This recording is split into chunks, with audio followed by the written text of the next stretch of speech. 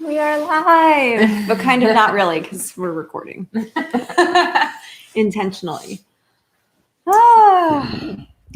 So happy to do this. Me exciting. too. Trying to make sure that I'm like at a good angle. I feel comfortable. I know. My body, I'm like my good side is. Yeah. Well, and it's funny because I've attended retreats that like are days and days long, and you're sitting on a mat and you're sitting like this, and by the end of the week, my hips are just screaming at me. Yeah. So if I fidget around, it's because my hips get tight, and I just have to. Oh, that's fine. Find a good you spot. Fidget all you like. I actually have developed some sciatic stuff from sitting on yoga blocks. Yeah. So that is not my favorite. Right. But let's introduce you. I'm here with Nicole Green, who is amazing. I'm so happy that she's come today. And we put on robes because it's a Saturday morning for us. And we just brewed some coffee. So a little bit of a different vibe when I was drinking a glass of wine, not in a robe for our last home interview. And who are you? What do you do? So I'm just going to be like super transparent. I'll just kind of give you a quick like path for me. So I started this, I call it a journey, about 8 years ago. And my first step was yoga teacher training. And I was trained specifically through a Christian yoga thing and did the master certification and everything. And it was really, really amazing. I have no regrets about it. I learned a ton. And it was the first step on my journey. So my background is like really, really fundamentalist Christian. And so it was kind of what I needed to get myself into this world safely. And that was my journey. So then I went on to do spiritual director training, which was really deep and amazing. And then I got into self-help and life coaching and mindset coaching and all of that. Totally needed part of the path. And then eventually discovered Tantra through the sex, love, and relationship coach training that Layla Martin does. So that's kind of how I got here. And so I coach mostly local people. I personally like to work in person. I like to see people. I like to be able to, like reach out and be like, oh, I got you. And so we've been building a house for the last 9 months. So I haven't done a ton of coaching. I've been diving deeper into my own journey. And I just know that it was so part of what is needed because my transmission, like the way that I show up in the world, feels so much different over the last year. Oh, the journey's been amazing. And so my house will be finished in a month, and I will be once again taking new clients. But I coach people around basic life coach stuff. But my favorite is to do sex, love, and relationship coaching. It lights me up, and I love it. Oh, that's so cool. It's not every day that you get to meet a sex coach with a strong Christian background. Yeah. So Nicole and I have been acquainted for probably a couple years now. And you're local to Baton Rouge. So I get that desire to work closely one-on-one with people because a lot of my folks are not local. A lot of my folks are from all over the US and even Canada. So there is an element of just being able to be in proximity with people that's so healing. Yeah. So that's really rad. And how cool to get to work with a teacher like Layla Martin, who's amazing. Yeah. Absolutely. We've had some interesting overlap in just being able to share our stories together because part of my background is I suffered a major, major trauma while I was married that was sexually based. And that really shut me down for quite a while. And I've shared publicly that I've been celibate for a couple years while I've worked on myself and trying to form that inner relationship. Yeah. And so sex has been a huge area of coming into my understanding of who I am tapping into that as a creative force. And Yes. and even we've done pole dance parties together. I teach pole dance. Yeah. And so it's been also a very cool medium for me to be able to go into a space. And, you know, when you're in dance class, maybe there are some other, usually women, not always women, but mostly women in the studio that are around, and maybe you're watching yourself, but there's not much of an audience. So your sexuality in that context is always just for you. There's no other gaze around. Yes. Yeah. Which I think is so good, to just heal your own gaze, you know, before, you know, wanting to put it out in the world. I love that. I love that so much. Yeah, I had so many thoughts while you were talking, but I'm going to just let you keep going. Well, no, I want to hear some of those thoughts. Okay. And as always, I do have my question roulette. Okay, good. Yes. Yeah. Well, one thing that kind of came up for me, I think when people hear, you know, that I'm a sex coach, they think of that in the sense of that I help people be better at sex, or to become better at sex. I remember my 17, well, he's 18 now, but I remember when I very first started coaching, and I told him I'm going to be a sex coach, and he was like, what? Like, he literally thought I was going to be sitting beside people's beds, coaching them to be better. Like a basketball coach. Yeah. Go. And it was so innocent. He is a very unique, like, innocent old soul. And so I was like, no, that's not it. And I've found that a lot of people, that's kind of like their quest. They might come to me because they want a better sex life. And that's, you know, that's fine if that's kind of the first step on the journey.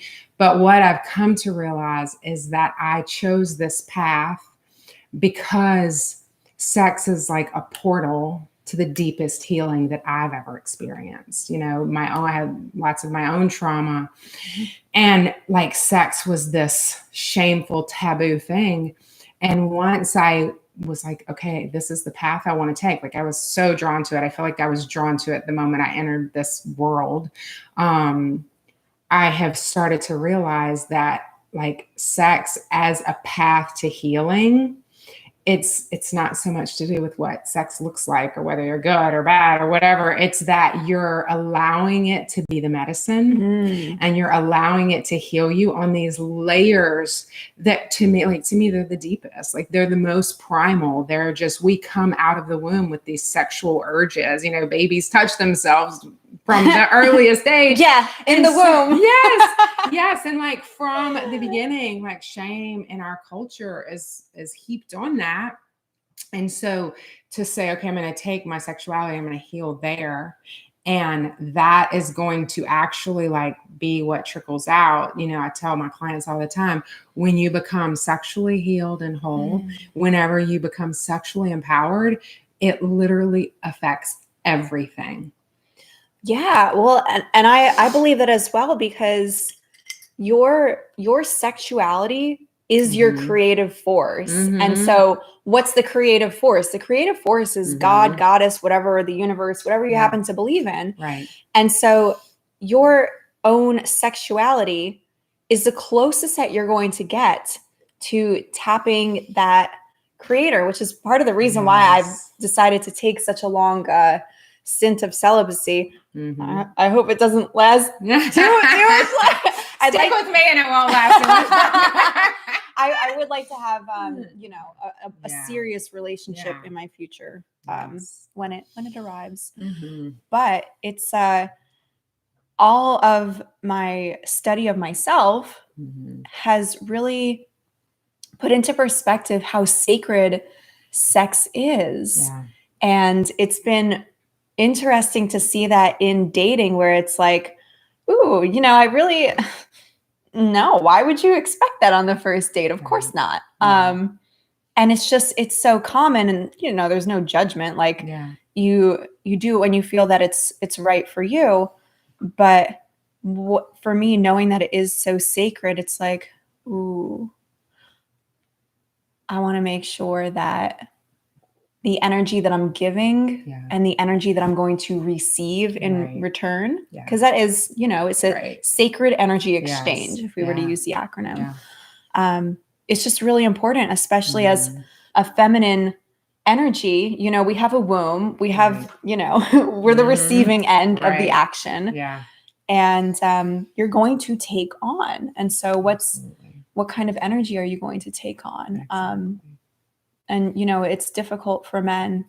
It's difficult for everyone, but I think it's especially difficult for men because they end up not being as free as we are to express how they're feeling. And I feel like that leads to having just a lot of blocked energy. And so the things that they've experienced that they want to process don't have as easily a pathway out as like, you know, I might be sad and I might call you up and cry for 25 minutes and then it's good. Right. You know, that's passed on. Yeah. Yeah. So one thing I need to say, this is an important piece of this, is that I am married and I've been married for 26 years. This August will be 27 years. And I know. Yeah, I know. I'm like, I wish he was here with me. Eventually he's just now tiptoeing into being open to being public with kind of the work that I do. And he's also, like, we just got home from a training that we did together, that I have no doubt that the future of my coaching, a lot of it will be us holding space for other couples, like in like retreat type settings. But I think it's really important to just mention that I've healed in the container of marriage, which has been, like, it gives me chills to talk about it. It's so profound because it's been hard. Like, it's been super deep. And I've found that all of my shadows have been hidden in sexuality, and his too. Like, it's like our shadows would come out to play, basically. And we've always had a relatively, like, if you're looking at society, a relatively decent sex life. But it's only been in the last year and a half that our sex has become like really intentional and really focused on healing and creating, and like, I can't even describe. But I've gotten to witness how that looks for the masculine, like what it looks like for a man, you know, and of course we all have feminine and masculine within us, but I'm more feminine and he's more masculine, to see how that works, how that functions, and to be able to hold space for his healing, which has been really intense. Like, his has been more recent, and thank God that, like, I have done enough work to be able to hold space for that, because a couple of years ago, I don't think I could have. And now I can. Like, it's an interesting, because he was always there for me whenever I was going through like my deep stuff, my trauma healing and stuff. Like, he was just like, I'm going to be here for you. And he was just this solid masculine, like, rock, which is what I needed him to be. It was perfect, you know? But he never really understood what he was being. I kind of knew, but it's hard to put things like that into language. And so he was just that rock for me. And then I came to like a steady place. Like, I came to this solid place. And now I'm kind of that life raft for him while he is just now going into his own work. And it's so profound, so incredible. So yeah, I'm a huge fan of partnership. I really am. You know, whenever it's good, when both people are conscious, you know, I'm so glad that I have that, and I don't take it for granted, and I don't take it lightly, and I believe it's possible for everyone that wants it. So I can't wait to like. Thank you. Give me all the blessings.